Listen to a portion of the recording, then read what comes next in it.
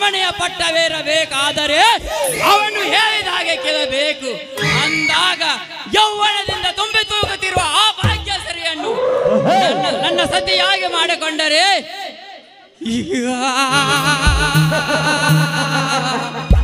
ಏನವಳ ರೂಪ, ಏನವಳ ಚಂದ, ಇಡೀ ಸೌಂದರ್ಯಕ್ಕೆ ಹೋಲಿಸಿದರೂ ಸಾಲದು ಅವಳ ಮೈ ಮಾಟ. ನನ್ನ ಇಡೀ ಸಂಸಾರ ಬೀದಿ ಪಾಲಾದರೂ ಚಿಂತೆಯಿಲ್ಲ. ಆ ಭಾಗ್ಯಶ್ರೀ ಅರಮನೆಯ ರಾಜ ನಾನಾಗಲೇಬೇಕು.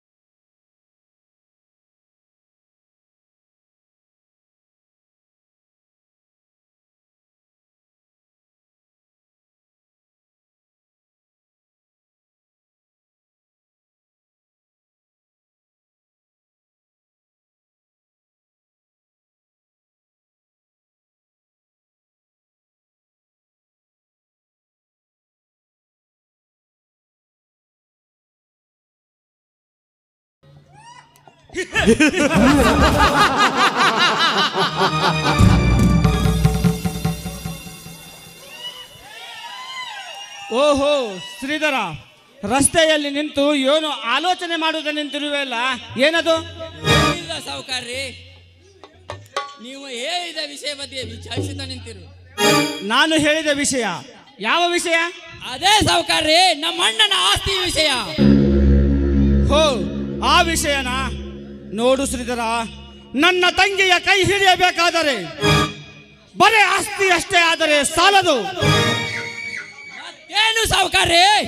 ಮತ್ತೇನು ಅಲ್ಲ ಶ್ರೀಧರ, ಇಡೀ ನಿಮ್ಮನ್ನ ಆಸ್ತಿ, ಮನೆ, ಅಂತಸ್ತು, ತೊಟ್ಟ ಬಟ್ಟೆ, ನಿಮ್ಮತ್ತಿಗೆ ಮೇಲಿರುವ ಆಭರಣಗಳನ್ನೆಲ್ಲೂ ನಿನ್ನ ಹೆಸರಿಗೆ ಮಾಡಿಕೊಂಡು ಅವರ ಕೈಯಲ್ಲಿ ಒಂದು ಹಳೆಯ ತಾಟು ಕೊಟ್ಟು ನಿನ್ನ ಕೈಯಾರೆ ₹1 ಭಿಕ್ಷೆ ಹಾಕಿ ಮನೆಯಿಂದ ಹೊರ ಹಾಕಬೇಕು. ನಾಗೇಂದ್ರ, ಅದೇನು ನನಗೆ ದೊಡ್ಡ ವಿಷಯ ಅಲ್ಲ. ಈ ಊರಿನ ಜಮೀನ್ದಾರನ ತಂಗಿಯನ್ನು ಕೊಟ್ಟು ಮದುವೆ ಮಾಡುತ್ತಾರೆಂದರೆ ಇಂತಹ 10 ಕೆಲಸವಾದರೂ ಮಾಡುತ್ತೇನೆ.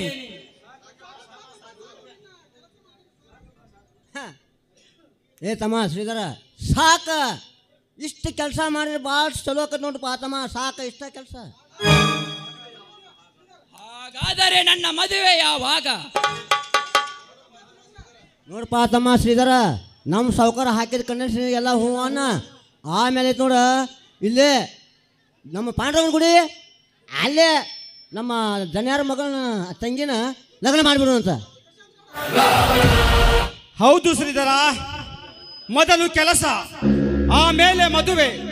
ಕೊಟ್ಟ ಮಾತಿಗೇನಾದರೂ ತಪ್ಪಿದರೆ ನಿನ್ನ ಮೈ ಚರ್ಮವನ್ನು ಸುಲಿದು ಈ ಕಂಬಕ್ಕೆ ಕಟ್ಟಿ ನಿನ್ನನ್ನು ಅಹಂಕಾರವನ್ನು ಇಳಿಸಬೇಕಾಗುತ್ತದೆ. ಬಲು ಎಚ್ಚರದಿಂದ ಮಾತನಾಡು.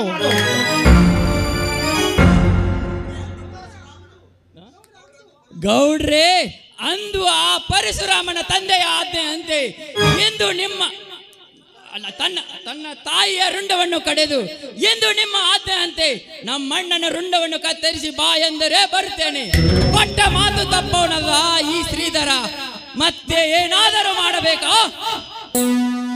ಮತ್ತೆ ನೀವು ಕೊಟ್ಟ ಮಾತು ತಪ್ಪಿದರೆ? ನೋಡು ಶ್ರೀಧರ, ನೀನೆಷ್ಟು ದಯಾಳು ಗುಣದವನು ಅಷ್ಟೇ ಗುಣದವರು ನಮ್ಮ ಗೌಡ್ರು. ಕೊಟ್ಟ ಮಾತಿಗೆ ತಪ್ಪಿದವರಲ್ಲ. ಇದೇ ಮಾತು ನಿಜವಾದರೆ ನನ್ನೆಲ್ಲ ಆಸ್ತಿ ಪತ್ರವನ್ನು ತಂದು ನಿಮಗೆ ಭೇಟಿಯಾಗುತ್ತೀನಿ. ನಾನಿನ್ನು ಬರ್ತೇನೆ.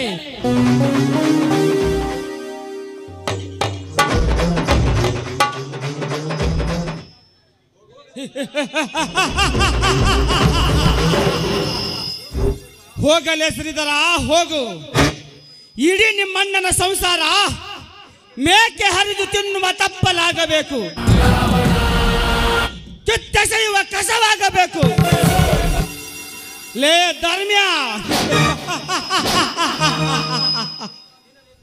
ದಿನನಿತ್ಯ ಬೆಳಗಾದರೆ ಸಾಕು ಊರೂರು ತಿರುಗಾಡಿ ಕಳಸ ಬಂಡೂರು ಯೋಜನೆ ಯಶಸ್ವಿಯಾಗಬೇಕೆಂದು ನೀನು ಹೋರಾಟ ನಡೆಸುತ್ತಿರುವೆಯಲ್ಲ. ಆದರೆ ಆ ಯೋಜನೆಯ ಅಧಿಕಾರಿ ನನ್ನ ಮುಷ್ಟಿಯಲ್ಲಿರುವ ಈ ಪ್ರಶಾಂತ್ ಗೌಡನನ್ನು ಎದುರಿ ಹಾಕಿಕೊಂಡವರು ಯಾರು ಬದುಕಿ ಉಳಿದಿಲ್ಲ, ಮುಂದೆ ಬದುಕುವುದೂ ಇಲ್ಲ. ಇನ್ನು ಮುಂದೆ ನೋಡ್ತಾ ಇರು ಈ ಪ್ರಶಾಂತ್ ಗೌಡನ ಮಾಯಾಜಾಲ. ಅಷ್ಟೇ ಅಲ್ಲ ಗೌಡ್ರೆ, ಆ ಧರ್ಮನ ತಮ್ಮನ ಸಮರ್ಥನ ಕತೆ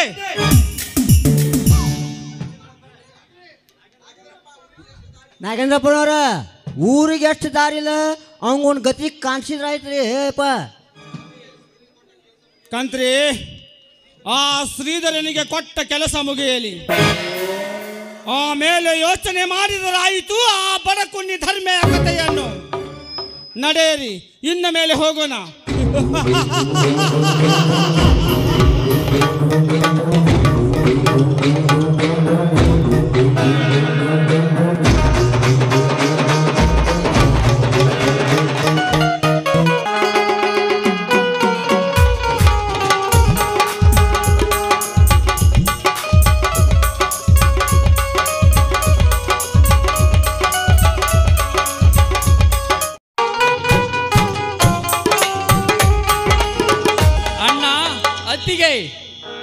ಮನೆಯಲ್ಲಿ ಏನು ಮಾಡುತ್ತಿದ್ದೀರಿ?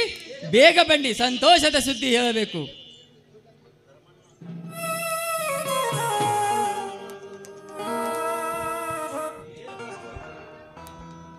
ಏನಪ್ಪ ಸಹೋದರ, ಇಷ್ಟೊಂದು ಸಂತೋಷದಿಂದ ಇದೆಯಲ್ಲ?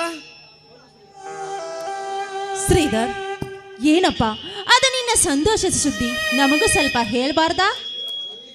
ಅತ್ತಿಗೆ, ನನಗೆ ಇವತ್ತು ಒಳ್ಳೆಯ ಸಮಯ ಒದಗಿ ಬಂದಿದೆ. ಅದಕ್ಕೆ ಅತ್ತಿಗೆಗೆ ಅಣ್ಣನಿಗೆ ತಮ್ಮನಾಗಿ, ಅತ್ತಿಗೆಗೆ ಮಗನಾಗಿ ಹುಟ್ಟಿದ್ದಕ್ಕೂ ಸಾರ್ಥಕವಾಯಿತು ಈ ನನ್ನ ಜೀವನ. ಆಗ್ಲಪ್ಪ ಮೈದಾನ, ಬಾಯಿ ಸಿಹಿ ಮಾಡಿಕೊಳ್ಳಿ. ಇರಲಿ ಮೈದಾನ, ಈಗಲಾದ್ರೂ ಆ ನಿನ್ನ ಸಂತೋಷದ ಸುದ್ದಿ ಏನಂತ ಹೇಳ್ಬಾರ್ದಾ? ಶ್ರೀಧರ, ಬಾಯಿ ಸಿಹಿ ಮಾಡಿದೆ, ಆದರೆ ಅದ್ಯಾವ ಮಾತಂದು ಹೇಳಲೇ ಇಲ್ಲ. ಅಣ್ಣ, ಅತ್ತಿಗೆ ಎಷ್ಟು ದಿನ ನನ್ನನ್ನು ಕಷ್ಟಪಟ್ಟು ಓದಿಸಿದಕ್ಕೂ ಸಾರ್ಥಕವಾಯಿತು ಈ ನನ್ನ ಜೀವನ. ತಮ್ಮ ಸಹೋದರ, ನಿಮ್ಮಣ್ಣನಾಗಿ ಮಾಡಬೇಕಾದ ಕರ್ತವ್ಯವನ್ನು ಮಾಡಿದ್ದೇನೆ ಅಷ್ಟೇ. ಅಣ್ಣ, ಅತ್ತಿಗೆ, ನಿಮ್ಮ ಆಸೆಯಂತೆ ನಾನು ಏನಾಗಬೇಕಿತ್ತು? ಶ್ರೀಧರ್, ನೀನೊಬ್ಬ ಸರ್ಕಾರಿ ನೌಕರಿಯಸ್ಥ ಆಗಬೇಕೆಂದು ಈ ನಿನ್ನ ಅಣ್ಣ ಅತ್ತಿಗೆರ ಆಸೆ ಇತ್ತಪ್ಪ. ಆ ಆಸೆ ಇಂದು ನೆರವೇರಿತು ಅಣ್ಣ ಅತ್ತಿಗೆ. ಏನ್ ಶ್ರೀಧರ್? ಶ್ರೀಧರ್, ನೀನು ಏನು ಹೇಳುತ್ತೀರಿ ನನಗೊಂದು ಅರ್ಥವಾಗುತ್ತಿಲ್ಲ. ಅಣ್ಣ, ನಿಮ್ಮ ಆಸೆಯಂತೆ ಇವತ್ತು ನನಗೆ ಒಳ್ಳೆಯ ಸಮಯ ಒದಗಿ ಬಂದಿದೆ.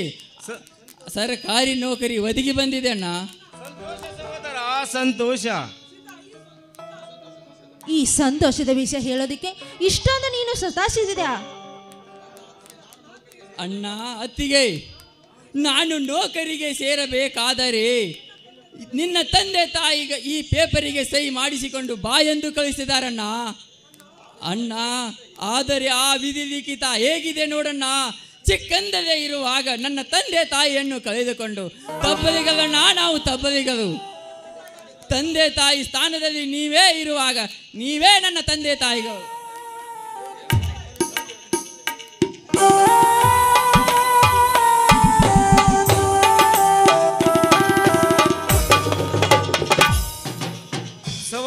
ಸಹೋದರ, ಇದೇನು ಮಾಡುತ್ತಿರುವೆ ನೀನು? ನಿನ್ನಣ್ಣನಾಗಿ ಮಾಡಬೇಕಾದ ಕರ್ತವ್ಯವನ್ನು ಮಾಡಿದ್ದೇನೆ. ನಿನಗೆ ನೌಕರಿ ಸಿಗುತ್ತದೆ ಅಂದರೆ ಒಂದು ಸಹಿ ಹಾಕಿ 100 ಸಹಿ ಬೇಕಾದರೂ ಮಾಡುತ್ತೇವೆ.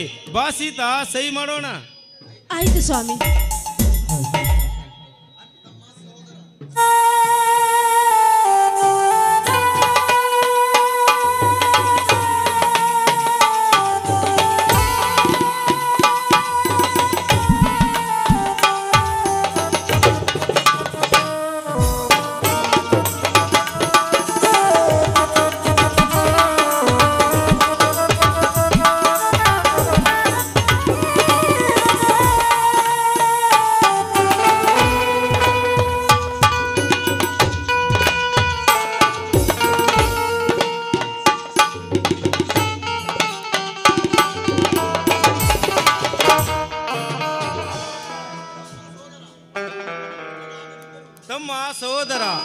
ಧನವಂತನಾಗದಿದ್ದರೂ ಗುಣವಂತನಾಗಿ ಬಾಳಬೇಕು, ವಿದ್ಯಾವಂತನಾಗಿದ್ದರೂ ನೀತಿವಂತನಾಗಿ ಬಾಳಬೇಕು.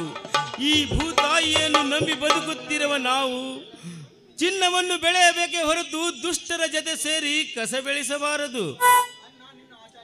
ಅಣ್ಣ, ನಿನ್ನ ಆಚಾರ ವಿಚಾರ ನನಗೇನು ಬೇಕಾಗಿಲ್ಲ. ಯಾಕೆ ಸೋದರ ಹೀಗೇಕೆ ಮಾತನಾಡುತ್ತಿರುವೆ? ಅಣ್ಣ ಧರ್ಮಣ್ಣ, ಅತ್ತಿಗೆ ಸೀತಮ್ಮ, ನಿನ್ನ ಮೈದನಾಗಿ ನಿನ್ನ ತಮ್ಮನಾಗಿ ಹುಟ್ಟಿದಕ್ಕೂ ಸ್ವಾರ್ಥಕವಾಯಿತು ಈ ನನ್ನ ಜೀವನ. ನಡೆಯಿರಿ ಈ ಮನೆಯಿಂದ ಆಚೆ. ಮೈದನ, ಯಾಕೆ ಯಾಕೆ ನೀನು ಈ ರೀತಿ ಮಾತನಾಡುತ್ತಿದೀಯ? ಮೈದನ, ಮಾತನಾಡುತ್ತಿದೀಯ? ನಿನ್ನ ಅಣ್ಣ ನಿನ್ನನ್ನು ಎಷ್ಟೊಂದು ಕಷ್ಟಪಟ್ಟು ಓದಿಸಿ ಬೆಳೆಸಿದ್ದಾರೆ ಅನ್ನುವುದು ನಿನಗೇನಾದ್ರೂ ಗೊತ್ತೇನೋ? ಅಂತ ನಿಮ್ಮ ಅಣ್ಣನಿಗೆ ಇಂದು ಎದುರು ಉತ್ತರ ಕೊಟ್ಟು ಮಾತನಾಡುವಷ್ಟು ದೊಡ್ಡವನಾಗಿ ಬಿಟ್ಟಿದ್ಯಾ ನೀನು? ಬೇಡ ಮೈದನ, ಬೇಡ. ಈ ನಿಮ್ಮ ಅಣ್ಣನಿಗೆ ನೀನು ಎದುರು ಮಾತನಾಡಬೇಡಪ್ಪ, ಮಾತನಾಡಬೇಡ.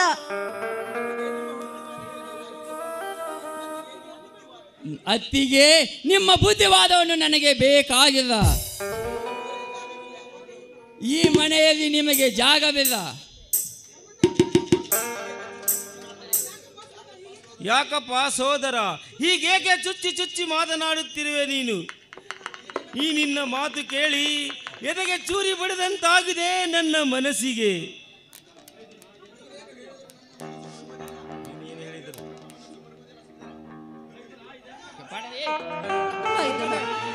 ಎಂತ ಮಾತುಗಳನ್ನ ಇದೇನೆಂದು ಹೇಳುತ್ತಿದ್ದಣ ಪಡೆದನಿ.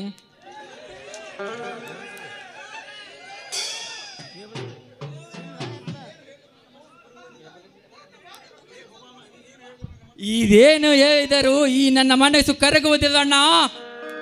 ಈ ಮನೆಯಲ್ಲಿ ನಿಮಗೆ ಜಾಗವಿಲ್ಲ ಅಷ್ಟೇ. ಮೈದನ, ಇದು ಎಂತ ಮಾತನಾಡುತ್ತಿದ್ದೀಯ ನೀನು? ನಿನ್ನಂತ ಮೈದನನಿಗೆ ಕಷ್ಟಪಟ್ಟು ಬೆವರು ಸುಡಿಸಿ ದುಡಿದು ಓದಿಸಿ ವಿದ್ಯೆಯನ್ನು ಕಲಿಸಿದ್ದಾರೆ ಅಂತ ನಿನ್ನ ಅಣ್ಣನಿಗೆ ಈಗ ದೇಹಕ್ಕೆ ದೌರ್ಜನ್ಯ ಆಗೋ ರೀತಿ ಮಾತನಾಡುತ್ತಿದೆಯಲ್ಲ, ಇದು ಸರಿಯಲ್ಲಪ್ಪ, ಸರಿಯಲ್ಲ. ಮೈದನ? ಯಾರು ನಿಮ್ಮ ಮೈದನ? ಮೋಸದಿಂದ ಮನೆಗೆ ಬಿಟ್ಟು ಹೊರಗಿಟ್ಟಿದನಲ್ಲ, ಅವನೇ ನಿಜವಾದ ನಿಮ್ಮ ಮೈದನ. ಈ ಸರ್ವ ಆಸ್ತಿಯನ್ನು ಆ ಸಮರ್ಥನ ಹೆಸರಿಗೆ ಹಚ್ಚಬೇಕೆಂದು ನನ್ನನ್ನು ಬೀದಿ ಭಿಕಾರಿ ಮಾಡಬೇಕೆಂದಿರಿ ನೀವು. ಅದಕ್ಕಾಗಿ ನಿಮ್ಮಿಬ್ಬರ ಕೈಯಿಂದ ಈ ಪೇಪರಿಗೆ ಸಹಿ ಮಾಡಿಸಿಕೊಂಡು ಅದಕ್ಕಾಗಿ ನಿಮ್ಮಿಬ್ಬರನ್ನು ಮನೆಯಿಂದ ಹೊರಗೆ ಹಾಕುತ್ತಿದ್ದೇನೆ ಅಷ್ಟೇ. ಬೇಡ ತಮ್ಮ, ಬೇಡ. ಚಿಕ್ಕವನಿಂದಲೂ ಉಣಿಸಿ ತಿನಿಸಿದ ಈ ದೇಹವನ್ನು ಇಂದು ಈ ಮನೆ ಬಿಟ್ಟು ಹೊರ ಹಾಕಬೇಡಪ್ಪ, ಮನೆ ಬಿಟ್ಟು ಹೊರ ಹಾಕಬೇಡ. ನಿನ್ನ ಕಾಲಿಗೆ ಬಿದ್ದು ಬೇಡಿಕೊಳ್ಳುತ್ತೇನೆ. ಸರಿ ಆಚೆ ಮೂರ್ಖ. ನೀನು ಅಂಗಲಾಚಿ ಬೇಡಿಕೊಂಡರೂ ಈ ನನ್ನ ಮನಸ್ಸು ಕರಗುವುದಿಲ್ಲ. ನಡೆಯಿರಿ ಈ ಮನೆಯಿಂದ ಆಚೆ. ಯಾಕೆ ಚಿಕ್ಕಪ್ಪ ಅಪ್ಪನನ್ನು ಓದಿತೀಯ? ನೀನಿನ್ನು ಹಾಲು ಕುಡಿಯೋ ಹಸಿ ಕೂಸು, ನಿನಗೇನು ತಿಳಿಯುವುದಿಲ್ಲ. ನಡೆಯಿರಿ ಇಲ್ಲಿಂದ. ಬೇಡ ಶ್ರೀಧರ, ಬೇಡ. ಆ ಚಿಕ್ಕ ಮಗವನ್ನು ಹೀಗೆ ತಳ್ಳಬೇಡ ಶ್ರೀಧರ, ತಳ್ಳಬೇಡ. ನನ್ನ ಹಣೆ ಬರದಲ್ಲಿ ಹಾಗೆಯೇ ಬರೆದು ಕಳಿಸಿದ್ದಾನೆ ತಮ್ಮ, ಸಹೋದರ. ಆದರೆ ನಿನ್ನಲ್ಲಿ ಒಂದು ಮಾತನ್ನು ಕೇಳುವೆ, ಇಲ್ಲ ಅನ್ನಬೇಡಪ್ಪ, ಇಲ್ಲ ಅನ್ನಬೇಡ. ಅದೇನು ಹೇಳಬೇಕು? ಬೇಗ ಹೇಳಿ ತಲಗಿ ಈ ಮನೆಯಿಂದ ಆಚೆ. ಚಿಕ್ಕವನಿಂದ ಹಿಡಿದು ದೊಡ್ಡವರಾಗಿ ಬೆಳೆದ ಈ ಮನೆಯಲ್ಲಿ ನಿನ್ನ ಕೊನೆಯ ಸಾರಿ ಒಂದು ತುತ್ತು ಅನ್ನವನ್ನಾದರೂ ಉಂಡು ಹೋಗಬೇಕು.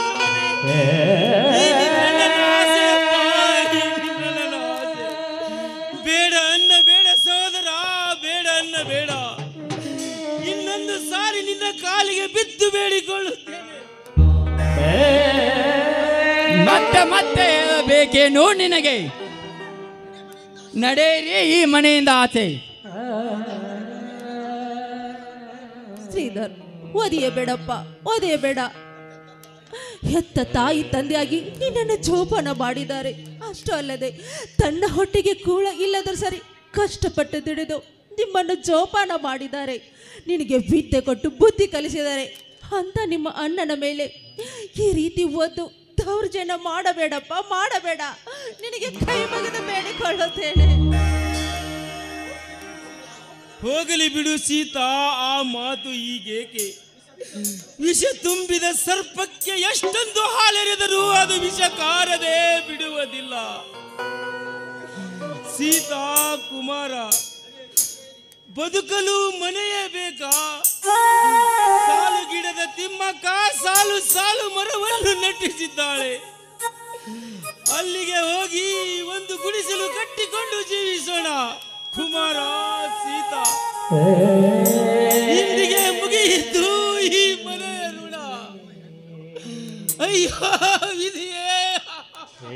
ನಗುವಾಗ ಎಲ್ಲ ನಂಟರು, ಅಳುವಾಗ ಯಾರು ಇಲ್ಲ. ನಗುವಾಗ ಎಲ್ಲ ನಂಟರು, ಅಳುವಾಗ ಯಾರು ಇಲ್ಲ. ಮುಳ್ಳಲ್ಲಿ ನಿನ್ನ ನಗೆದರು, ನಗುವ ನಲಿವ ಜೀವನವೇ ದೂರ. ಬಾಳಂದು ಬರೆದಾಯಿತೆ ಮಾತೊಂದು ವಿಷವ. ಬಾಳಲ್ಲಿ ಬರೆದಾಯಿತೆ, ನಿರುಳಲ್ಲಿ ನಿರುಳಾಯಿತೆ. ಅಯ್ಯೋ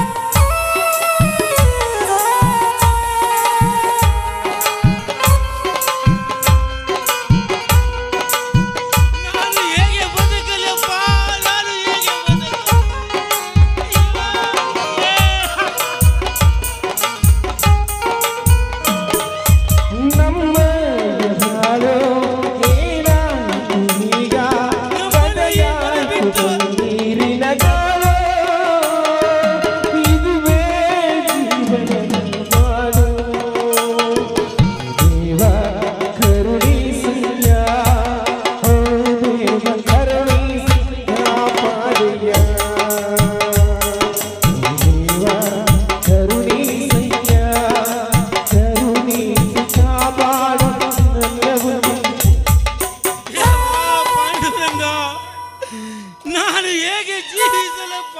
ನಾನು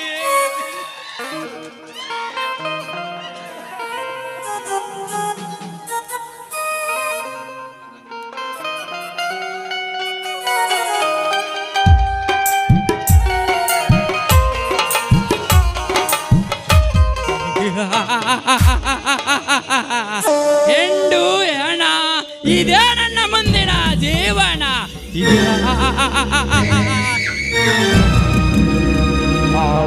तेरी बाहों में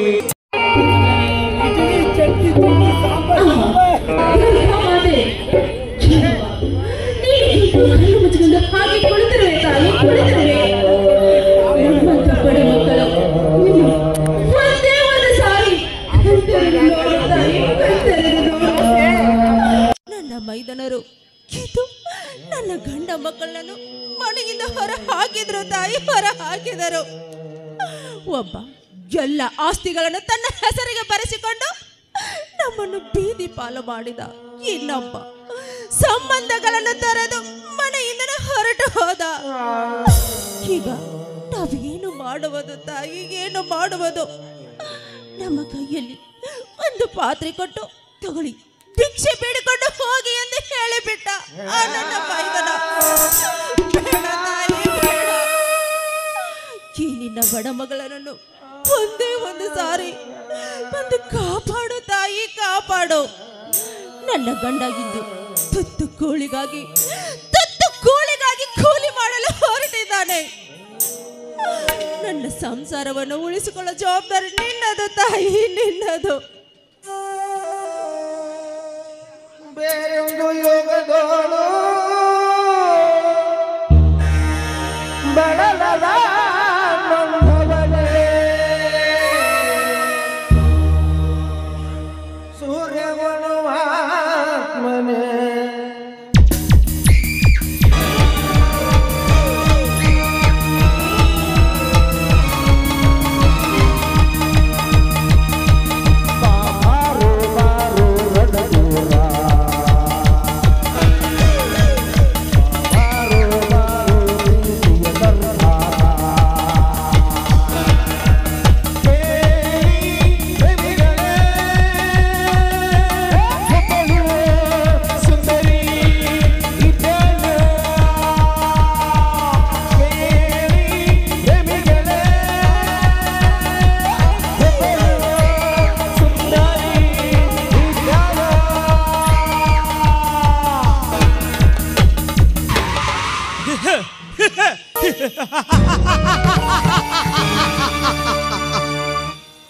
ಮಂದಾರ ಪುಷ್ಪದಂತೆ ಶೃಂಗಾರವಾಗಿ ಶೋಭಿಸುತ್ತಿರುವ ಈ ಸೀತೆಯನ್ನು ಇಂದು ದಕ್ಕಿಸಿಕೊಳ್ಳಲು ಒಳ್ಳೆಯ ಸಮಯ. ಈ ಸೀತೆಗೆ ಹಣದ ಆಸೆ ತೋರಿಸಿ ಕಳಸ ಬಂಡೂರಿ ಯೋಜನೆಗೆ ಹೋರಾಟ ನಡೆಸುತ್ತಿರುವ ಆ ಧರ್ಮನನ್ನು ಮಾರನ ಹೋಮ ಮಾಡಿದರಾಯಿತು.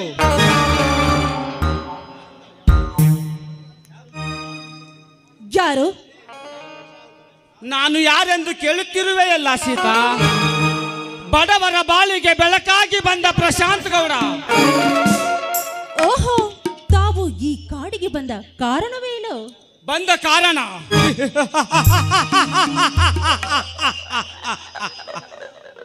ಸೀತಾ, ನಿನ್ನ ಹತ್ತಿರ ಒಂದು ಮಹತ್ವವಾದ ಕೆಲಸವಿದೆ. ಯಾಕೆಂದರೆ ನಿಂತು ನೋಡಿದರೆ ಕಣ್ಣಿಗೆ ಕಾಣದಷ್ಟು ಆಸ್ತಿ, ಒಂದು ದಿನ ಸುತ್ತಿದರು ಮುಗಿಯದಂತ ಸಾಮ್ರಾಜ್ಯ, 7 ಜನ್ಮ ಹುಟ್ಟಿ ಬಂದು ಕೂತುಂಡರು ಸವಿಯದಂತ ಆಸ್ತಿ. ಇಷ್ಟೆಲ್ಲ ಇದ್ದರು ನಿನ್ನಂತ ಮನಸ್ಸಿಗೆ ತಂಪು ನೀಡುವ ನಿನ್ನಂತ ಹೆಣ್ಣಿಲ್ಲ ಸೀತಾ. ಇದನ್ನೆಲ್ಲ ನೀವು ನನ್ನ ಮುಂದೆ ಯಾಕೆ ಹೇಳ್ತಾ ಇದ್ದೀರಾ? ಅಷ್ಟು ತಿಳಿಯದೆ ಹುಚ್ಚು ಹೆಣ್ಣೆ. ಅಂದ್ರೆ ಬಂಗಾರದ ಮಂಚ, ಬೆಳ್ಳಿಯ ಹಗ್ಗ, ಹೂವಿನ ಹಾಸಿಗೆ, ಕೈಕಾಲು ಒತ್ತಲು ಸಾವಿರಾರು ಆಳುಗಳು. ಇಂಥ ಮಂಚದ ಮೇಲೆ ನಿನ್ನನ್ನು ಮಹಾರಾಣಿಯಾಗಿ ನೋಡಿಕೊಳ್ಳುತ್ತೇನೆ, ಏನಂತೀಯ? ಓಹೋ ಸಾಹುಕಾರ, ನನ್ನ ಹತ್ರ ಇದ್ದ ಕೆಲಸ ಇದೇನಾ? ಲೇ ಸಾಹುಕಾರ, ನಿನ್ನನ್ನು ಹಡಿಯೋದಕ್ಕೆ ಹೆಣ್ಣು ಬೇಕು, ನಿನಗೆ ತುತ್ತು ಮಾಡಿ ತಿನಿಸೋದಕ್ಕೆ ಹೆಣ್ಣು ಬೇಕು, ನಿನಗೆ ಮಡದಿಯಾಗೋಕೆ ಹೆಣ್ಣು ಬೇಕು. ಹಾಗೆ ನಿನ್ನ ಹಡಿದವಳು ಕೂಡ ಒಂದು ಹೆಣ್ಣು. ಅದರಂತೆ ನಾನು ನಿನ್ನ ತಾಯಿ ಇದ್ದ ಹಾಗೆ. ಬಾರೋ, ಹಾಗಿದ್ರೆ ಆ ನಿನ್ನ ತಾಯಿನ ಕರೆಯ ಮಂಚಕ್ಕೆ. ಲೇ ಹುಚ್ಚು ಹೆಣ್ಣೆ, ಮುಚ್ಚು ಬಾಯಿ. ತಿನ್ನಲು ತುತ್ತು ಕೂಲಿಗೆ ಗತಿ ಇಲ್ಲದೆ ಒಬ್ಬ ಬಡವನ ಹೆಂಡತಿಯಾಗಿ ನನಗೆ ಇಂಥ ಮಾತ? ಲೇ ಸೀತಾ, ಎಂದು ನನ್ನ ಈ ಕಾರ್ಯಕ್ಕೆ ಯಾರೇ ಅಡ್ಡಿ ಬಂದರು ಈ ನಿನ್ನ ಮೈಸುಕವನ್ನು ಉಣ್ಣದೆ ಬಿಡಲಾರ ಈ ಉಗ್ರ ಪ್ರಶಾಂತ್ ಗೌಡ. ಲೇ ಗೌಡ, ಬಡವನ ಮನೆಯಲ್ಲಿ ಅಂಬಲಿ ಕುಡಿದ್ರೆ ಅದು ಮೃಷ್ಟಾನ ಭೋಜನವಾಗುತ್ತದೆ. ಅದೇ ನಿನ್ನಂತ ಶ್ರೀಮಂತನಿಗೆ ಸೆರಗು ಹಾಸಿ ಸುಖ ಕೊಟ್ಟರೆ ಅದನ್ನೇ ಸೊಳ್ಳೆ ಎಂದು ಕರೆಯುತ್ತೆ ಸಮಾಜ. ಸಮಾಜ? ಲೇ ಸೀತಾ, ಪತಿಯೇ ಪರಮಾತ್ಮನೆಂದು ತಿಳಿದು ನಡೆಯುತ್ತಿರುವ ಹೆಂಗಸರು ಯಾರಿದ್ದಾರೆ ಈ ನಿನ್ನ ಹೊಲಸು ಸಮಾಜದಲ್ಲಿ? ಲೇ ಹುಚ್ಚನಾಗಿ ಮೊಚ್ಚಬಾಗಿ, ನಿನ್ನಂತ ನಾಯಿಗಳು ಈ ಭೂಮಿಯಲ್ಲಿ ಇನ್ನು ಯಾಕೆ ಬದುಕಿದ್ದಾರೆ ಗೊತ್ತಾ? ಯಾಕೆ ಸೀತಾ? ನಮ್ಮಂತ ಪತಿವ್ರತೆ ಹೆಣ್ಣರು ಈ ಭಾರತಾಂಬೆಯ ನೆಲದಲ್ಲಿ ಬಿದ್ದಿದ್ರೆ ಇದ್ದಿದ್ದಕ್ಕೆ ಮಾತ್ರ ಇರದೆ ಹೋಗಿದ್ರೆ ನಿನ್ನಂತವನ ದೇಹ ಈಗ ಸುಟ್ಟು ಬೂದಿಯಾಗಿ ಪರಶಿವನ ಪಾದ ಸೇರಿತು. ಎಚ್ಚರ!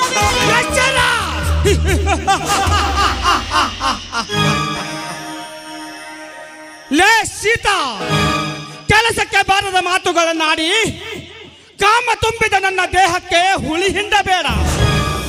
ಸೀತಾ, ನಿನ್ನಿಂದ ಕೆಲಸ ಮಾಡಿಕೊಳ್ಳುವ ಮೂರ್ಖ ನಾನಲ್ಲ ಸೀತಾ. ನೀನು ಮಾನ ಮರ್ಯಾದೆಗೆ ಹೆದರಿ ನಡೆಯುತ್ತಿದ್ದೀಯಾ? ಯಾಕೆಂದರೆ ಈ ಸಮಾಜದಲ್ಲಿ ನಿನ್ನಂತ ಒಂದು ಸುಂದರವಾದ ಹೆಣ್ಣಿದ್ದರೆ ಸಾಕು, ಈ ಕೈಲಾಸವನ್ನು ನಿನ್ನ ಕೈಯಲ್ಲಿದ್ದು ಸ್ವರ್ಗ ಲೋಕದಲ್ಲಿ ತೇಲಾಡಬಹುದು. ಲೇ ಸೀತಾ, ಇದು ನೀನು ಅಕ್ಕ ಮಹಾದೇವಿಯ ಕಾಲದಲ್ಲಿದೆಯಾ? ಇದು ಲೇಟೆಸ್ಟ್ ಕಾಲ. ಅರ್ಧಂಬರ್ಧ ಬಟ್ಟೆ ಹಾಕಿ ಎಡೆ ಉಬ್ಬಿಸಿ ನೋಡಿದರೆ ಸಾಕು, ಬಿದ್ದು ಸಾಯುವ ಮುದುಕನು ಕೂಡ ಎದ್ದು ನಿಲ್ಲುವನು, ನಿನ್ನ ಮುಂದೆ ಹಣದ ರಾಶಿ ಸುರಿಯುವಲು. ಲೇ ಸೀತಾ, ಸುಮ್ಮನೆ ಹಠ ಮಾಡದೆ ಬಾರೆ ನನ್ನ ಕಾಮದಾಸ. ಬಿಡು, ಬಿಟ್ಟು ಬಿಡ ನನ್ನ ಕೈಯನ್ನು. ಬಿಡಬೇಕೆಂದು ಹಿಡಿದಿಲ್ಲ ಸೀತಾ ಈ ನಿನ್ನ ಕೈಯನ್ನು. ಅಡಿಯಿಂದ ಮುಡಿವರೆಗೆ ವಜ್ರದ ಹೊರಳದಂತೆ ಹೊರಳುತ್ತಿರುವ ಈ ನಿನ್ನ ದೇಹ ಸುಖವನ್ನು ದುಂಬಿಯ ಹಾಗೆ ಹಿರಿಯೇ ನಾನಿನ್ನ ಕೈ ಬಿಡುವೆ. ಲೇ ಸೀತಾ, ಬಾರೆ ನನ್ನ ಕಾಮದಾಸ ತೀರಿಸಿ. ಬೇಡ ಶ್ರೀಮಂತರೇ, ಬೇಡಿ, ದಯವಿಟ್ಟು ದಯವಿಟ್ಟು ನನ್ನನ್ನು ಬಿಟ್ಟು ಬಿಡಿ. ನನ್ನನ್ನು ಮಾತ್ರ ಏನು ಮಾಡಬೇಡ ಶ್ರೀಮಂತರೇ, ಏನು ಮಾಡಬೇಡಿ. ಯಾಕಂದ್ರೆ ನನ್ನ ಶೀಲವು ನನ್ನ ಗಂಡನಿಗೆ ಮಾತ್ರ ಮೀಸಲು. ದಯವಿಟ್ಟು ನನ್ನ ಏನು ಮಾಡಬೇಡಿ. ನಿಮ್ಮ ಕಾಲು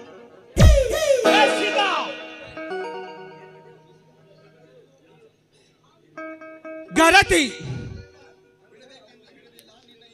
ಗರತಿ ಲೇ ಸೀತಾ, ಗರತಿ ಎಂಬ ಮೂರಕ್ಷರವನ್ನು ಮರೆತು ಬಾಳುತ್ತಿರುವ ಈ ಕಲಿಯುಗದ ಕಲಿಗಾಲದಲ್ಲಿ ಎಲ್ಲಿದೆ ನಿನ್ನ ಗರತಿಯ ಸಮಾಜ? ಸೀತಾ, ಹಾಗಿದ್ದರೆ ಹೇಳುತ್ತೇನೆ ಕೇಳು, ಸರಿಯಾಗಿ ಕಿವಿಗೊಟ್ಟು ಈ ನಿನ್ನ ಗರತಿಯ ಸಮಾಜದ ಬಗ್ಗೆ. ಮಿಂಡನಿಗಾಗಿ ಗಂಡನನ್ನೇ ಗುಂಡಿಕ್ಕಿಕೊಂಡು ಗಂಡನ ಎದುರಿಗೆ ಮಿಂಡನ ಜೊತೆ ಸರಸ ಸಲ್ಲಾಪದಲ್ಲಿ ಅರಳುತ್ತಿರುವ ರಂಡೆಯರಷ್ಟಿಲ್ಲ ಈ ನಿನ್ನ ಹೊಲಸು ಸಮಾಜದಲ್ಲಿ.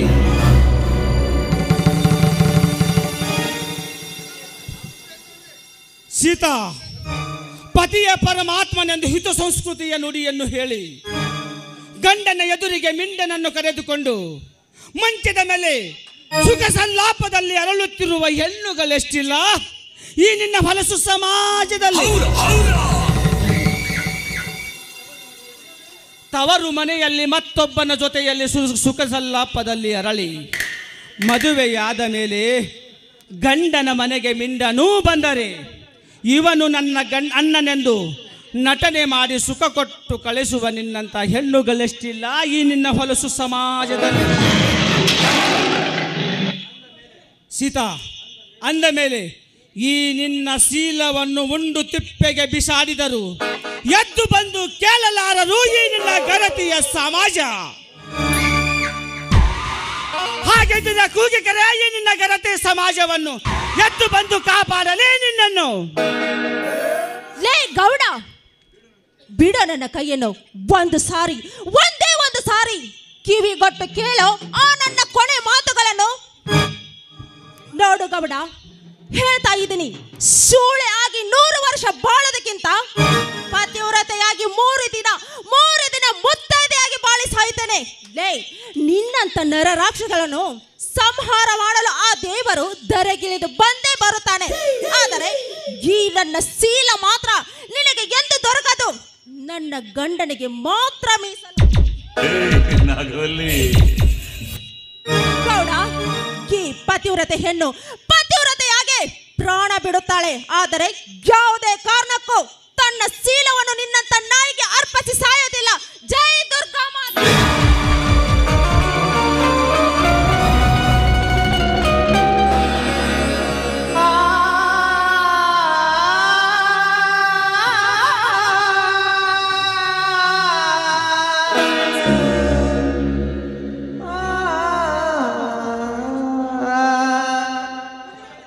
ಕುದುರೆಯನ್ನೇ ನೆಲೆ ಬಲ್ಲವರಿಲ್ಲ, ನೀರಿನ ನೆಲೆ ಅರಿತವರೇ ಇಲ್ಲ, ಹೆಣ್ಣಿನ ನೆಲೆ ಅಂತೂ ಈ ಲೋಕದಲ್ಲಿ ತಿಳಿದವರೇ ಯಾರೂ ಇಲ್ಲ. ಅಂದ ಹಾಗೆ ಸಾಯುವವರೆಗೆ ನಾನು ಗರತಿ ಎಂದು ಈ ಸಮಾಜಕ್ಕೆ ತೋರಿಸಿಕೊಟ್ಟು ಸತ್ತು ಹೋದಳು. ನಾನು ಹೆಚ್ಚು ಸಮಯ ಈ ಕಳೆದುಕೊಂಡರೆ ಈ ಕೊಲೆ ಅಪವಾದ ನನ್ನ ಮೇಲೆ ಬಂದರೂ ಬರಬಹುದು. ನಾನು ಇಲ್ಲಿಂದ ಪಾರಾಗಲೇಬೇಕು.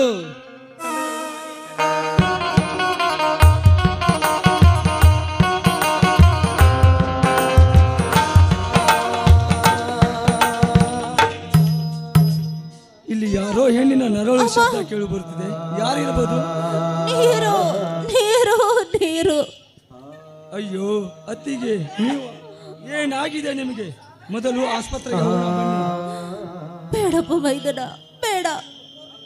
ನಾನು ಮಾತ್ರ ಬದುಕೋದಿಲ್ಲ ಮೈದನ, ಬದುಕೋದಿಲ್ಲ. ನನ್ನನ್ನು ಆಸ್ಪತ್ರೆಗೆ ಹೋದು ಪ್ರಯೋಜನ ಇಲ್ಲ ಮೈದನ.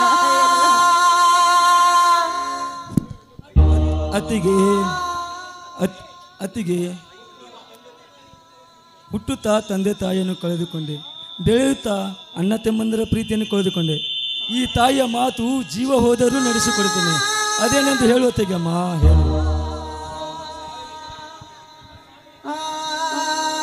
ನನ್ನ ಸಾವಿಗೆ ಕಾರಣವಾದ ನೀನು ಸಂಹಾರ ಮಾಡಿ ಅವನ ರಕ್ತದಿಂದ ನನ್ನ ದೇವರಿಗೆ ಅಭಿಷೇಕ ಮಾಡಬೇಕಪ್ಪ, ಅಭಿಷೇಕ ಮಾಡಬೇಕು.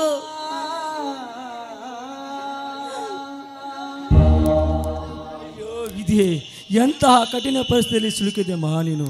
ಅತ್ತಿಗೆ, ಆ ರಾಕ್ಷಸ ಯಾರೆಂದು ಹೇಳಮ್ಮ, ಒಂದೇ ಒಂದು ಮಾತನ್ನು ಹೇಳಮ್ಮ. ಈ ನಿನ್ನ ಮೈದುನಿಗೆ ಸಂತೋಷವಾಗುತ್ತದೆ. ಅಮ್ಮ ಅಮ್ಮ. ಯಾರು? ಬಾರಪ್ಪ ಕುಮಾರ, ಈ ನಿನ್ನ ತಾಯಿನ ನೋಡಪ್ಪ, ಮಾತನಾಡಿಸು. ಏನಾಗಿದೆ ನನ್ನ ಅಮ್ಮನಿಗೆ? ಚಿಕ್ಕಪ್ಪ, ನನ್ನ ತಾಯಿಯನ್ನು ಕೊಂದು ಬಿಟ್ಟೆಯಾ? ನಾನು ಈಗಲೇ ಹೋಗಿ ಪೊಲೀಸರಿಗೆ ತಿಳಿಸುತ್ತೇನೆ. ಅತ್ತಿಗೆ, ಈ ಮುದ್ದು ಕುಮಾರ ನಾನು ನಿನ್ನನ್ನು ಕೊಲೆ ಮಾಡಿದೆಂದು ತಿಳಿದಾನೆ. ಅಯ್ಯೋ ವಿಧಿ.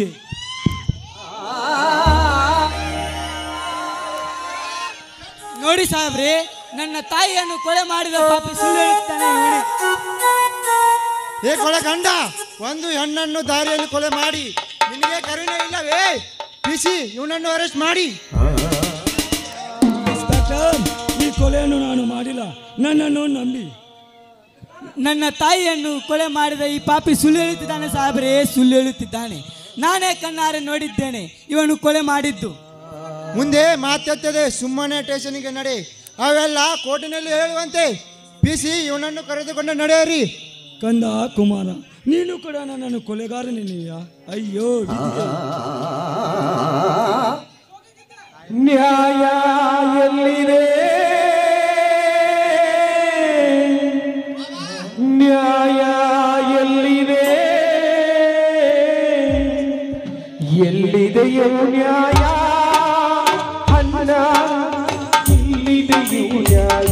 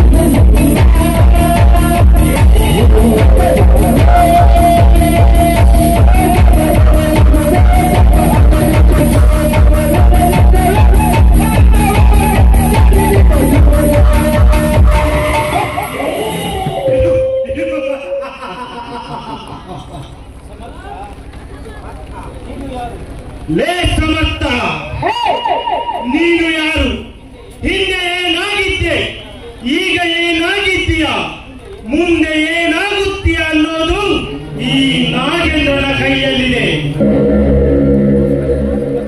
ಸಮರ್ಥ, ನಮಗೆ ವೈರಿಯಾಗಿ ನಿಂತವರು ಯಾರು ಬದುಕಿಲ್ಲ, ಮುಂದೆ ಬದುಕುವುದೂ ಇಲ್ಲ. ಯಾಕೆಂದರೆ ಹುಟ್ಟಿದ್ದು ಕೆಟ್ಟ ನಕ್ಷತ್ರದಲ್ಲೇ.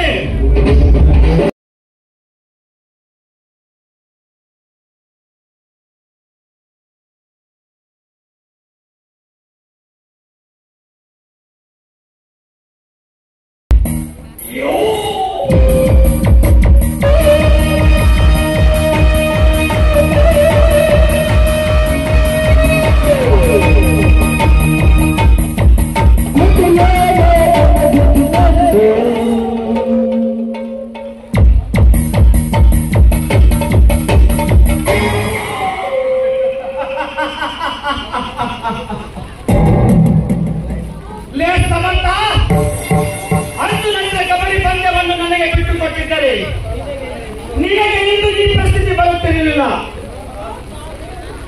ಸಮರ್ಥ. ಆ ದೇವರು ಈ ಜಗತ್ತನ್ನೇ ಸೃಷ್ಟಿಸಿರಬಹುದು, ಆದರೆ ಈ ಸೃಷ್ಟಿಯ ಮುಂದೆ ಏನು ನಡೆಯುವುದಿಲ್ಲ. ನನ್ನ ಮೇಲೆ ಕಣ್ಣಿಟ್ಟವರ ಕಣ್ಣು ತಿತ್ತರಿಸಿದಾಗಲೇ ನನ್ನ ಮನಸ್ಸಿಗೆ ಶಾಂತಿ.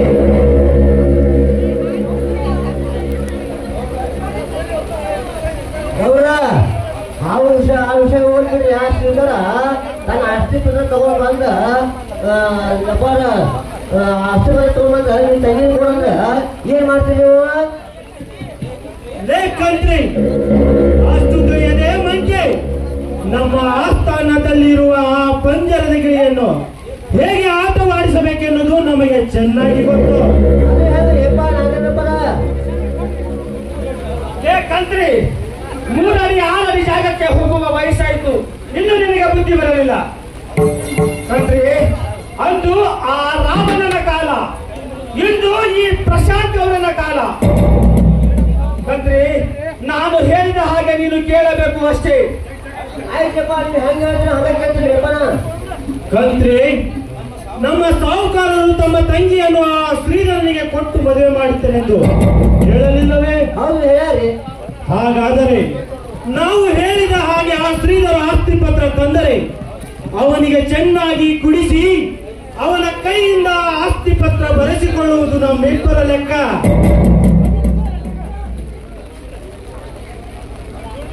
ನಮಸ್ಕಾರ ಭಾವಿ ಮಾವಣ್ಣವರಿಗೆ. ಬೆಂಕಿ ಹಚ್ಚ ನಿನ್ನ ನಮಸ್ಕಾರಕ್ಕೆ ಹೋಯಿತು. ಮೊದಲು ಹೇಳು, ನಾನು ಹೇಳಿದ ಕೆಲಸವೇನಾಯಿತು? ಆಮೇಲೆ ಮಾತನಾಡುವಂತೆ ಬೀಗತನದ ಬಗ್ಗೆ. ನೀವು ನನಗೆ ತಿಳಿಸಿ ಹೇಳುವುದಕ್ಕೆ ನಾನೇನು ಹಸೆ ಕೂಸುವಲ್ಲ. ಒಂದೇ ಕ್ಷಣದಲ್ಲಿ ನಮ್ಮಣ್ಣ ಆತ್ಮೀಯರ ಕೈಯಿಂದ ಈ ಪೇಪರಿಗೆ ಸಹಿ ಮಾಡಿಸಿಕೊಂಡು ಪುಟ್ಟ ಬಟ್ಟೆ ಸಹಿತ ತೆಗೆದುಕೊಂಡು ಹೊರಗೆ ಹಾಕಿದ್ದೇನೆ. ಅವರನ್ನು ಹಾಗೆ ಹಾಕಿದ್ಯಾ, ಇಲ್ಲ ಏನಾದರೂ ಕೊಟ್ಟು ಕಳಿಸಿದ್ಯಾ? ಅವರನ್ನು ಹಾಗೆ ಕಳಿಸಿದ ನಾಗೇಂದ್ರ. ಅವರ ಮೈ ಮೇಲೆ ಇರುವ ಆಭರಣವನ್ನು ಕಸಿದುಕೊಂಡು ನಾಯಿತಿನ್ನು ದಾಟು ಕೊಟ್ಟು ನನ್ನ ಕೈ ಯಾರ ಭಿಕ್ಷೆ ಹಾಕಿ ಕಳಿಸಿದ್ದೇನೆ. ಸಹಪಾಸ್ ಶ್ರೀಧರ, ಸಹಪಾಸ್. ಮೆಚ್ಚಿದೆ ನಿನ್ನ ಬುದ್ಧಿ ಚಾತುರ್ಯಕ್ಕೆ. ಹಲೋ, ಏನಾಯ್ತು? ನೀವು ಅಪ್ಪ ಕೂಡ ಮೆಚ್ಚಬೇಕ. ಕಂತ್ರಿ, ಏನದು ನಾಯಿ ಮನೆ ಹಾಗೆ ಗೊಡುಗುತ್ತಿರುವೆಲ್ಲ? ಮೊದಲು ನೋಡು ಆಸ್ತಿ ಪತ್ರ ಸರಿಯಾಗಿದೋ ಇಲ್ವೋ ಎಂದು. ಆತಮ್ಮ, ಏನು ನಮ್ಮ ಅಮ್ಮನ ಮನೆ ಅದು ಹುಡುಕೈತಿ.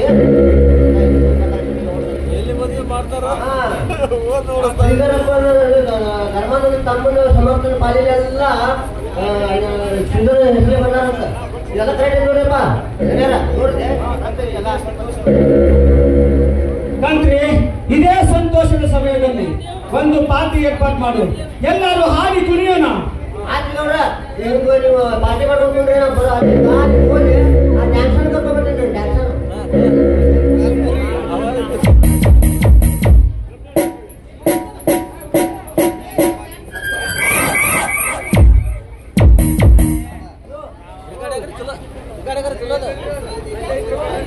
ಪಾರ್ಟಿ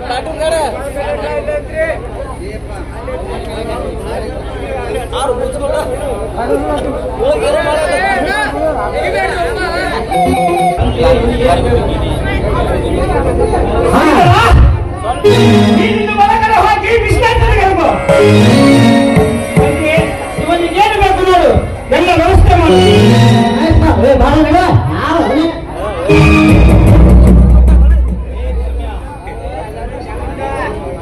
ಲೇ ಧನ್ಯ,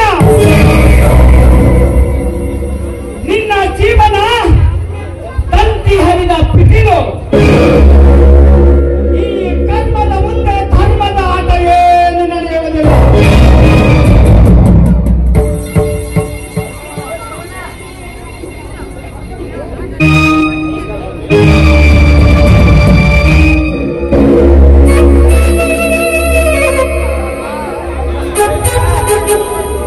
ನಮಸ್ಕಾರ ಗೌರವರಿಗೆ. ಬರಬೇಕು ಬರಬೇಕು ಧರ್ಮಣ್ಣನವರು. ತಾವು ಮಾಡಿದ ಸಾಲ ತೀರ್ಸಕ್ ಬಂದಿರೋ ಅಥವಾ ಏನಾದರೂ ಕೆಲಸ ಬಿಟ್ಟು? ಸಾಹುಕಾರರೇ, ನನ್ನ ಜೀವನವೇ ತಂತಿ ಹರಿದ ಮೀಡೆಯಂತೆ ಆಗಿದೆ. ನನ್ನ ಹೊಟ್ಟೆ ತುಂಬಿಸಿಕೊಳ್ಳಲಾಗದೆ ಕಷ್ಟವಾಗಿದೆ. ನಿಮ್ಮ ಜಗತ್ತಿನಲ್ಲಿ ದುಡಿದು ನಿಮ್ಮ ಸಾಲವನ್ನು ತೀರಿಸುತ್ತೇನೆ. ಇಲ್ಲ ಅಣ್ಣನೇ, ಬೆಲೆ ಮಾಡಿಕೊಡಿ.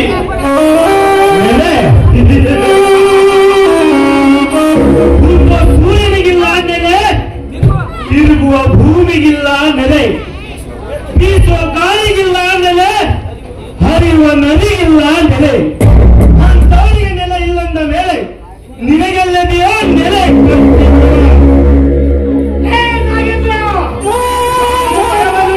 ಏನಾಯಿತು? ಛಲವಿದೆ, ಬಲವಿದೆ. ಅಷ್ಟೇ ಅಲ್ಲದೆ ಸಿಂಹ ಹೇಗೆ ಒಂಟಿಯಾಗಿ ತಿರುಗುವುದು ಅದೇ ರೀತಿ ಧೈರ್ಯವಿದೆ. ಸಿಂಹ ಶಕ್ತಿ ಇದೆ. ಧನ್ಯ, ನಿನಗೊಂದು ತುತ್ತು ಕೂಲಿ ಬೇಕಾದರೆ ಕೇಳು ಕೊಡುತ್ತೇನೆ. ಆದರೆ ನೀನು ನಡೆಸಿರುವ ಕಳಸ ಬಂಡಿ ಯೋಜನೆ ಕೈಬಿಟ್ಟರೆ ಮಾತ್ರ.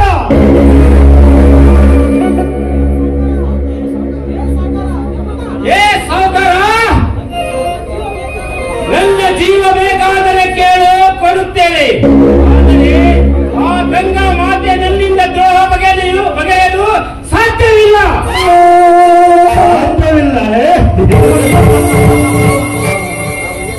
ಅದೇ ಮಲಪ್ರಭೆ ನೀರನ್ನು ನಿನಗೆ ಕೊಡದೆ ಒದಗಿಸಿದರೆ ಗೊತ್ತಾಗುತ್ತೆ ಆ ಮಲಪ್ರಭೆ ಯಾರೆಂದು.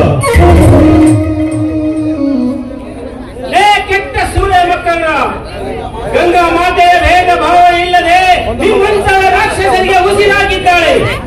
ಎಲ್ಲೋ ಹುಟ್ಟಿ ಎಲ್ಲೋ ಹರಿದು ಎಲ್ಲೋ ಪ್ರಾಣಿ ಪಕ್ಷಿಗಳಿಗೆ ಆಸರೆಯಾಗಿದ್ದಾಳೆ. ಏ ಸಾವುಕಾರ, ನನ್ನನ್ನು ಇಲ್ಲಿಗೆ ಕೇಳಿಗೆ ಹಾಕಿ ಕಳಸ ಬಂಡೂರಿ ಯೋಜನೆಗೆ ನಾಯಕನಾಗಿ ಇಡೀ ನಮ್ಮ ನಾಡಿನ ರೈತರಿಗೆ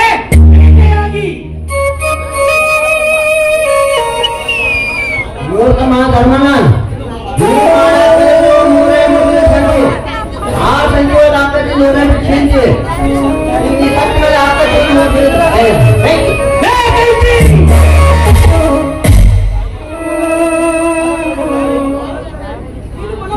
ನೀನು ಮಲಪ್ರಭೆ ನೀರನ್ನು ಕುಡಿದು ಬರಲಿಲ್ಲ. ಈ ಶ್ರೀಮಂತರ ಮುತ್ತವನ್ನು ಕುಡಿದು ಬರಬೇಕು. ಅಂದಾಗ ನಿನ್ನ ಬಾಯಲ್ಲಿಂದ ಮೊದಲು ಬರುತ್ತದೆ. ಏಕಂದ್ರಿ ನೀ ಮುತ್ತುವಾಗಿರುವ ಬರ್ತದೆ, ಸಾಯುವಾಗಿರುವ ಬರ್ತದೆ. ಇದರ ನಡುವೆ ಏನಿರಲು ಕತ್ತಲೆ. ಏಕಂದ್ರಿ ಮೊದಲು ನಿನ್ನ ಹೆಣ ಹೊರ ಹೋಗುವುದು 10 ಮಂದಿ ನಾಯಿಗಳನ್ನು ತಿಳಿದು ಮಾತನಾಡು. ಈ ಶ್ರೀಮಂತರು ನಡೆದಿದೆ ದಾರಿ ಶಾಸನವಾಗಿದೆ ನಿಮಗೆ. ಶ್ರೀಮಂತರು ನಡೆದಿದೆ ದಾರಿ, ಅಧಿಕಾರಿಗಳ ಮಾಡಿದೆ ಶಾಸನ. ಏನಾಯ್ತು ಈಗ? ಶ್ರೀಧರ, ನಿನ್ನ ಬಾಯಿಂದ ಇಂಥ ಮಾತೆ ಆರಿದಂತಾಯ್ತು. ನಿನ್ನ ಬದುಕಿನ ದೀಪ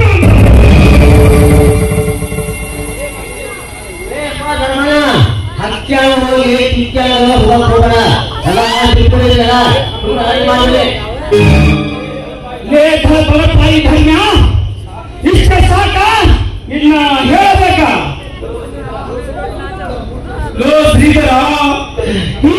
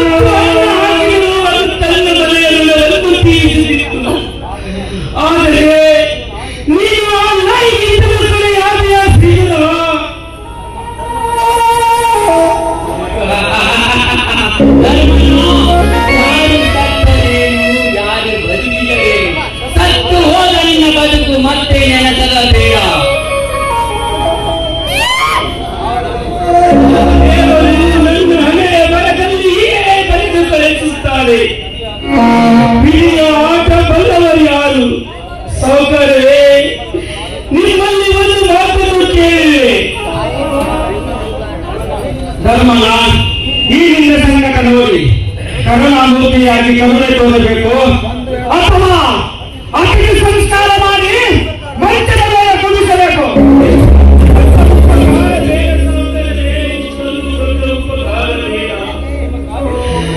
ನಿಮ್ಮ ಕಾಲಿಗೆ ಬಿಟ್ಟು ಕ್ಷಮ ಕೇಳುತ್ತೇನೆ. ಮೊದಲು ನನ್ನ ಪರವಾಗಿ ಇರಬೇಕು ಅಷ್ಟೇ. ನಾನು ನಿಮ್ಮಲ್ಲಿ ಬೇಡಿಕೊಳ್ಳುವುದು ಅಷ್ಟೇ.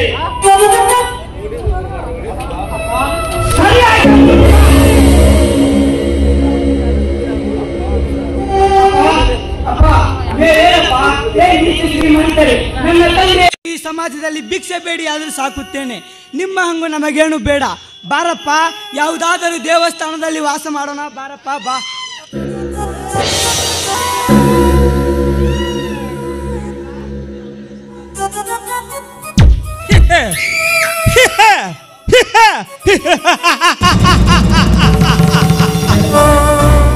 ನಾಗೇಂದ್ರ, ನೋಡಿದೆಯಾ ಧರ್ಮದ ಒಡಲಿಗೆ ಕರ್ಮದ ಬೆಂಕಿ ಹೇಗೆ ಸುಟ್ಟಿತು ಅಂತ?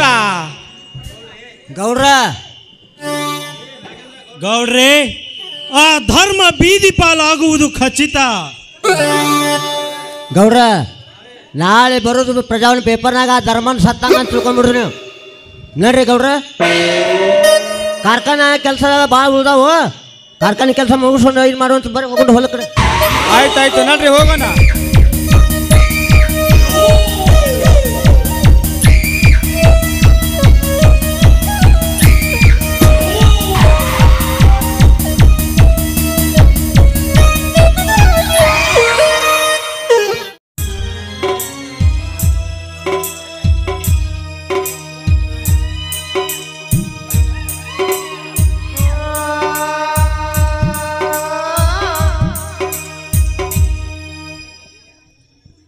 ಇಲ್ಲಿ ಕುಳಿತ ಜನರೇ ನನ್ನ ತಂದೆ ತಾಯಿ ಎಂದು ತಿಳಿದು ನಿಮ್ಮಲ್ಲಿ ಅಂಗಲಾಚಿ ಬೇಡುವೆ.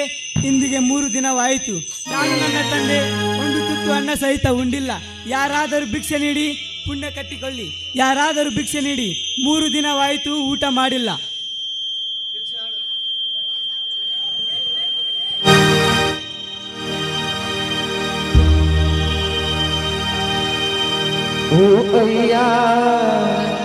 ಅಮ್ಮಯ್ಯ, ನೀವೇ ನಮ್ಮ ತಾಯಿ ತಂದೆ, ಕಾಸೊಂದು ನೀಡು ಶಿವನೇ, ಕಾಸೊಂದು ನೀಡು ಶಿವನೇ.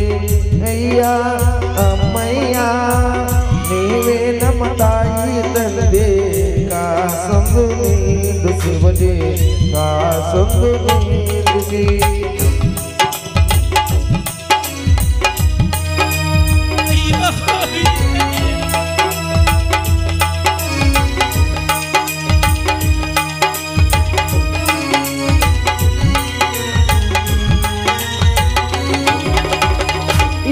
ನಮ್ಮ ನಾಡಿನಲ್ಲಿ ಕಲ್ಮಂಡ ಗ್ರಾಮದಲ್ಲಿ, ಈ ನಮ್ಮ ನಾಡಿನಲ್ಲಿ ಕಲ್ಮಂಡ ಗ್ರಾಮದಲ್ಲಿ ಅದೊಂದು ಬೇಡುವೆ ನಾನು, ದಾನವ ಮಾಡಿರಿ ನೀವಂತಾದರೆ, ನೀವೇ ನಮಗಾಸರೆ ಕೊಡುವಂತಾದರೆ, ನೀವೇ ನಮಗಾಸರೆ, ಬದುಕಿನಿಗೆ ಆಸರೆ. ಓ ಅಯ್ಯ ಅಮ್ಮಯ್ಯ, ನೀವೇ ನಮ್ಮ ತಾಯಿ ತಂದೆ, ಕಾಸೊಂದು ನೀಡು ಶಿವನೇ, ಕಾಸೊಂದು ನೀಡಿರಿ.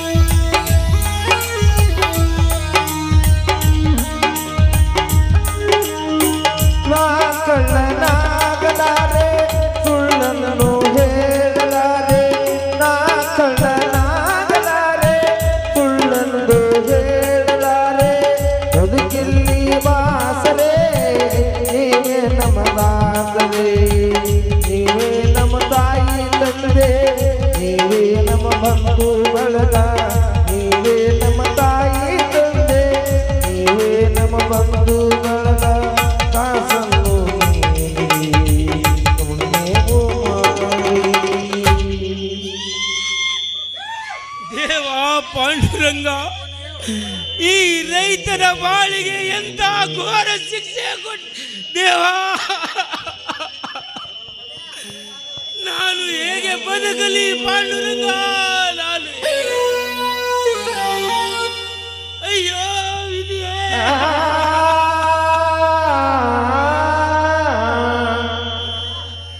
ನನ್ನಿಂದ ಸಮರ್ಥನು ದೂರಾದ, ಸೀತಾಳು ದೂರವಾದಳು. ಅಯ್ಯೋ ವಿಧಿಯೇ, ನಾನು ಹೇಗೆ ಜೀವಿಸಲಪ್ಪ?